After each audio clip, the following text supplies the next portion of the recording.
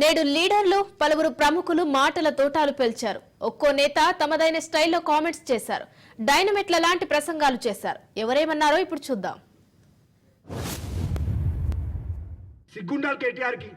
ఎంతసేపు యాక్టర్ గురించి మాట్లాడుతున్నావు కానీ ఒక నాయకుడుగా నువ్వు బాబుని పరామర్శించిన అని కూడా కేటీఆర్ నేను సవాల్ చేస్తున్నాను. కేటీఆర్ నిజంగా కూడా నీకు ఒక నాయకుడు లక్ష్యం ఉంటే అరే చనిపోయిన రేవతమ్మ ఇంటికి పోయినావా, లేకుంటే బాబు శ్రీతేజ్ ఎవరైతే నిమ్స్ లో అడ్మిట్ అయ్యి 20 రోజుల నుంచి అక్కడ ఉన్నారు, ఎవరన్నా పోయి ఆయన కనీసం పరామర్శించిరా మీరు? ఇంకా యాక్టర్ గురించి మాట్లాడుతున్నారు, ఇంకా యాక్టర్లను సపోర్ట్ చేయడానికే మాట్లాడుతున్నారు. ఈ సినిమా కూడా దానికి చిత్రసీమకి కాంగ్రెస్ పార్టీకి ముడిపెట్టి ఎవరో టీఆర్ఎస్ నాయకులు బీజేపీ నాయకులు మాట్లాడితే ఆ బీజేపీ నాయకులు టీఆర్ఎస్ నాయకులు ఉండాలి కదా, ఇంగిత జ్ఞానం ఉండాలి కదా. ఒక బీద మహిళ చనిపోతే కొన్ని వాళ్ళు సినిమా రంగం పోలే, ఈ నాయకులు ఏం చేశారు? మరి ఎందుకు మీరు పోయి పరామర్శించలే? కేసుల నిర్దోషి అయితే నిర్దోషిత నిరూపించుకోమని చెప్తా ఉన్నాం కదా. ఏసీబీ ఒక కేసు పెట్టి దాని తర్వాత ఈడీ ఎన్ఫోర్స్మెంట్ అడుగుతా ఉన్నది.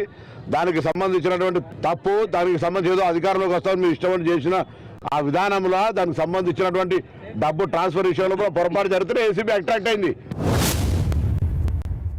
తెలుగుని సత్తా చాటుతున్నాం అని మాట్లాడుతున్నారు. తెలుగుని సత్తా చాటేది ఉంటే మన వలన తెలుసో తెలియకనో ఏదైతే సంబంధించి సంఘటనలో మనుషుల ప్రాణాలు పోయే విధంగా అటువంటి ఒక చర్యలు జరిగినప్పుడు దాన్ని ఏదైతే సంబంధించి సానుభూతితోటి స్పందించి ప్రెస్ మీట్ నిర్వహించి ఆ కుటుంబానికి అండదండగా నిలిచే ప్రయత్నం చేయాలి తప్ప మీరు ఈ రకంగా ప్రెస్ మీట్ పెట్టడం అనేది ఇది సరికాదు.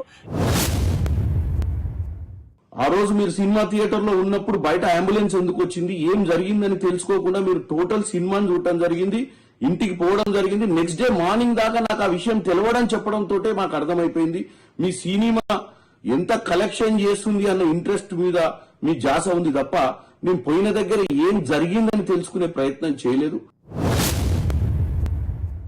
ఈ బౌన్సర్ సప్లై చేసే ఏజెన్సీస్ ఎవరైతే ఉన్నారో వారికి నేను వార్నింగ్ ఇస్తున్నాను. మీరు జాగ్రత్తగా ఉండండి. నెక్స్ట్ టైం నుండి ఈ బౌన్సర్స్ ఎక్కడైనా మిస్బిహేవ్ చేసినా పోలీస్ ఆఫీసర్స్ యూనిఫామ్లో ఉన్నప్పుడు వారిని ముట్టుకున్నా వారిని వదిలేది ప్రసక్తే ఉండదు. ఆయన ప్రేరేపించింది కాదు, ఆయన A11గా ఉన్నారు. ఆయన చూసుకున్నట్లయితే మిగతా వారిని కాకుండా ఈయన అరెస్ట్ చేయడం అనేది కరెక్ట్ కాదు అనేది మా యొక్క అభిప్రాయం. ప్రత్యాప్తం లేదు, బాధ లేదు.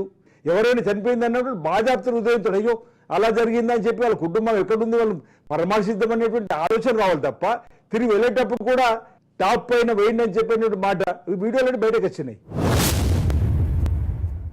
గత 5 సంవత్సరాల పాలనలో ఏదైతే లాకులు, షట్టర్స్, డోర్స్, రోప్స్ వంటికి కనీసం మరామతుల మాట అటుంచి వాటికి సంబంధించినటువంటి గ్రీజ్ కూడా పెట్టి మెయింటెనెన్స్ చేయలేనటువంటి పరిస్థితి గత 5 సంవత్సరాల్లో మీరందరూ చూసినటువంటి పరిస్థితి.